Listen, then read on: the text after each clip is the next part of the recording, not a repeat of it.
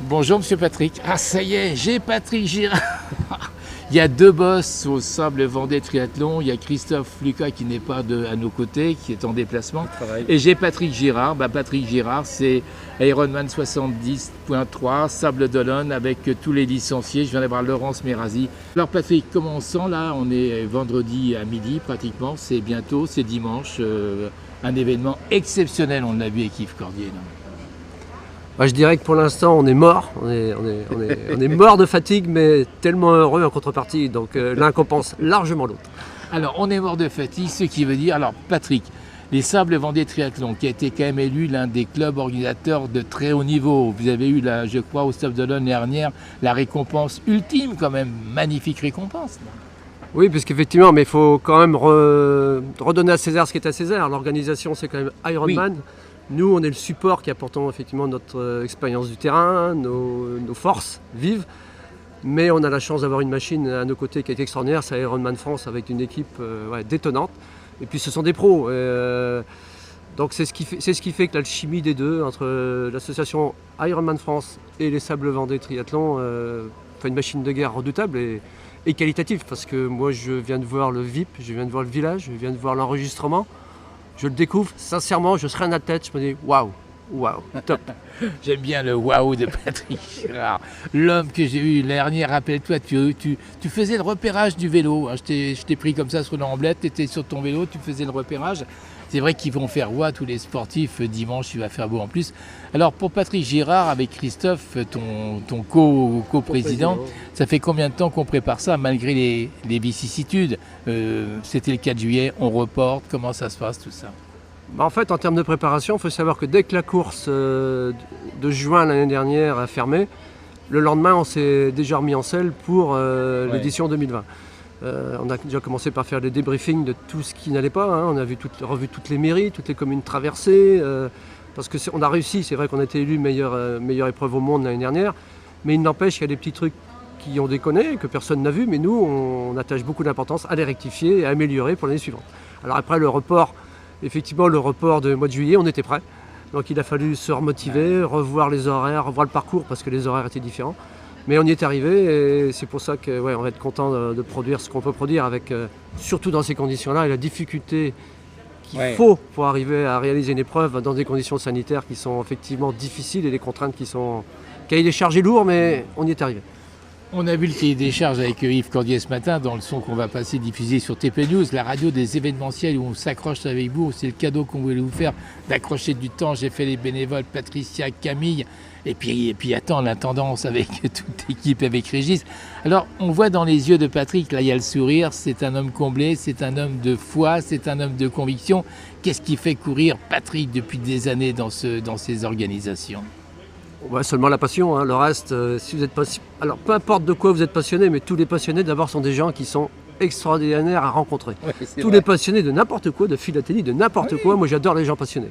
Les gens qui ne sont pas passionnés, je pourrais pas vivre comme eux. Mais non, je pourrais pas vivre sans passion, c'est pas possible. Donc je suis tombé dedans et je suis très très content. Et puis c'est pas fini, c'est que le début. T'es tombé dedans il y a combien de temps? On va faire un petit portrait de Patrick Girard quand même.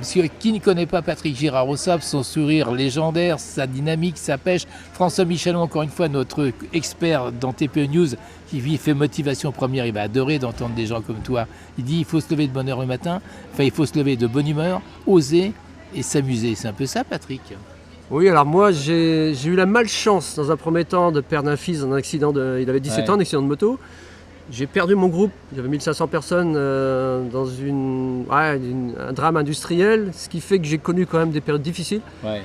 C'est pour ça qu'aujourd'hui je me suis remotivé à travers le sport, le triathlon, et sincèrement j'ai retrouvé la pêche, la patate que j'avais quand je travaillais. Et c'est pour ça que je pense que je suis un peu différent, c'est-à-dire que moi il n'y a plus rien de grave aujourd'hui. Tout n'est que bonheur et il faut en avant. Même tu m'as dit le Covid, bon c'est bien, mais il faut peut-être arrêter d'être anxiogène tous les jours à la radio, c'est un peu ça, non? Oui, bah c'est un peu, on est devenu un peu schizophrène, le pays est devenu, enfin le monde est un peu schizophrène et je crois qu'on va, à mon avis, un peu trop loin. Maintenant, il faut respecter les règles, c'est ce qu'on fait, c'est ce qu'on va faire avec Ironman parce que on a la chance d'avoir un sous-préfet sincère. Alors d'abord, une équipe de la mairie qui a été événementielle, qui a été extraordinaire, qui a préparé un dossier de qualité.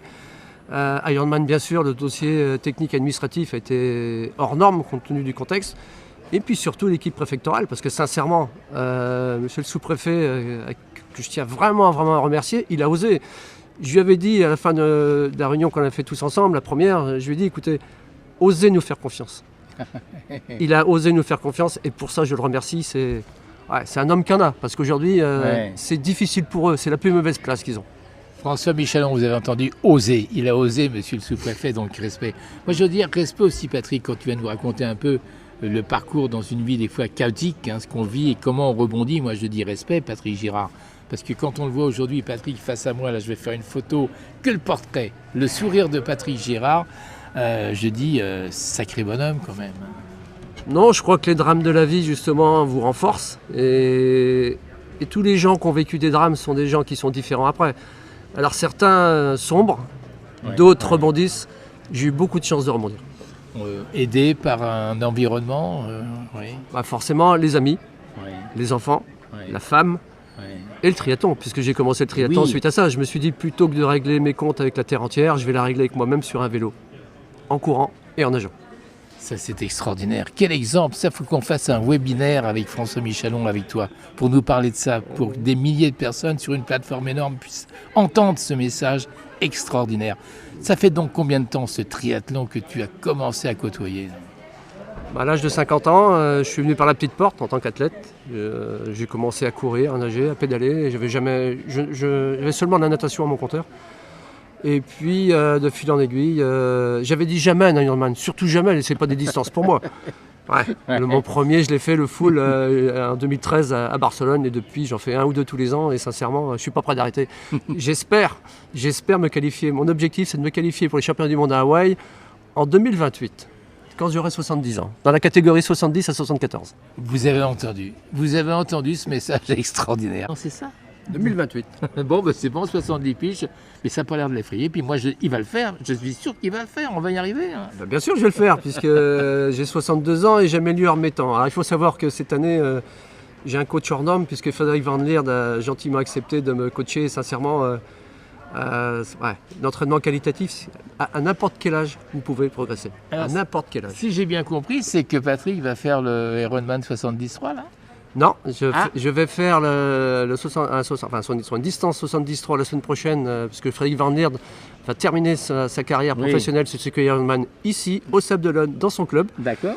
Et la semaine prochaine en Belgique, le week-end prochain, il a organisé un half, une distance half, pour son jubilé, et il nous a gentiment invité les deux coprésidents du LSVT pour faire la course avec lui et vraiment finir en beauté sa carrière. Voilà. Alors ce LSVT, les Sables Vendée Triathlon, c'est une naissance, vous êtes deux coprésidents, ça s'est passé quand et comment ça ? Les Sables Vendée Triathlon ont une longue histoire avec Denis Marche, les fondateurs, et surtout Luc Bourron, qui est actuellement le président de la Ligue des Pays de Loire. Luc a souhaité il y a 5 ans se consacrer uniquement à la Ligue et délaisser le club, quitter le club.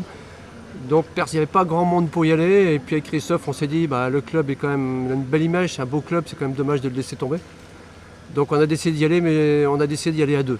Parce que tout seul aujourd'hui, être président, aujourd'hui d'une association, je peux vous dire, avec les contraintes administratives, les nouvelles qui sont sanitaires, seul, il faut être un surhomme. Moi je ne suis pas un surhomme, donc avec Christophe on s'est réparti les tâches, et heureusement, puisque dans notre projet, on avait envisagé effectivement pour sortir des clous, pour qu'est-ce qu'on pouvait apporter comme nouveauté dans le club, on s'était dit pourquoi pas un Ironman au Sable d'Olonne. Et 4 ans après, on a la 2e édition de l'Ironman des Sables d'Olonne, et sincèrement, ça c'est nous, à titre perso, tous les deux, c'est notre plus belle récompense. C'est extraordinaire d'avoir une édition coup sur coup et en plus d'avoir été nommé l'une des meilleures éditions en 2019. On récidive en 2020 malgré les conditions et contre vents et marées. C'est un peu comme les skippers. J'aime bien, il y avait un texte comme ça. Contre vents et marées, ils vont prendre le départ à 7h10 dimanche. Fabuleux quand même d'y arriver après tout ce que vous avez vécu là. Oui, mais ça, je crois qu'on le voit bien sur les réseaux sociaux, c'est une histoire à la vendéenne. On nous regarde un peu, les autres départements nous regardent en disant mais pourquoi eux, comment ils font. Je crois que c'est une association de toutes les bonnes volontés. Il y a une telle envie de faire de toutes les parties, que ce soit la ville, que ce soit le maire, que ce soit même l'équipe préfectorale, que ce soit Ironman bien sûr, les Sables Vendée Triathlon, que tout ça fait que même des gens qui, dans la vie courante, ne sont pas forcément des amis, ont même d'ailleurs quelquefois des conflits, savent ce jour-là tout oublier, se mettre derrière, en une seule file derrière tout le monde pour un projet qui est bien pour le bien commun. Et je pense qu'on assiste effectivement à cette chose-là aujourd'hui. Et c'est pour ça pour l'instant, on a réussi. Alors, la réussite, ça sera total dimanche soir, parce qu'on a quand même la seule inconnue aujourd'hui, ce sera le comportement du public. Nous, sanitairement parlant, les bénévoles, l'organisation, les athlètes, on va maîtriser. La partie publique, il faudra que le public soit discipliné. Si tout le monde a son masque, alors là, on va faire un truc génial. Et moi, je voudrais... Parce que le sous-préfet nous a fait confiance. J'espère qu'on va être à la hauteur de sa confiance. Ça, ce serait le plus beau remerciement qu'on pourrait nous lui apporter.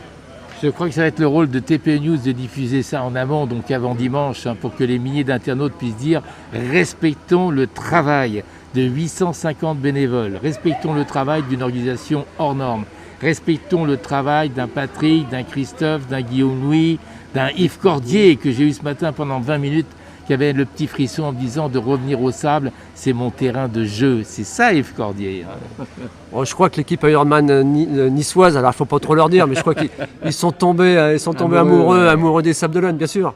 Surtout qu'on n'arrête pas de les chambrer à ce sujet, c'est que le sable, ils ne connaissent pas, ils ont que des cailloux à Nice. Donc ici, ils sont hyper contents de marcher sur le sable. Ah, moi, quand je vois Patrick, ça me fait plaisir. La radio, vous voyez, depuis 35 ans, je fais ça. Moi, c'est que du bonheur d'avoir des gens comme ça en face, le sourire, la pêche, malgré ce qu'il a vécu, vous l'avez entendu tout à l'heure. Et puis, au fait, qu'est-ce qui pourrait faire craindre? On parle du public, mais la météo va être belle. Donc, t'attends quoi Allez, on a le pronostic de Yves Cordier tout à l'heure. Ah, je baisse un tout petit peu le masque. Le pronostic peut-être de notre ami Patrick, là. Alors, l'épreuve va être belle de toute façon, puisque la météo fait 50% d'un événement et on va avoir une météo de rêve. Donc l'épreuve va être belle. Tout ce qui est fait est qualitatif, sincèrement c'est qualitatif. La production, ce qu'on a produit, ce qu'ils ont produit à Ironman France, c'est magnifique. Et puis je pense qu'on a un plateau, alors sous le plan sportif, autant effectivement on a des contraintes, le fun est un petit peu mis de côté avec la contrainte sanitaire, mais sur le plan sportif, on va avoir un mini championnat du monde de Sables d'Olonne. Jamais on aurait eu un tel plateau de professionnels s'il n'y avait pas cette histoire de Covid. Alors l'avantage, l'inconvénient devient un avantage au moins sur la partie sportive. Et les gens, pour les connaisseurs, vont avoir une course extraordinaire.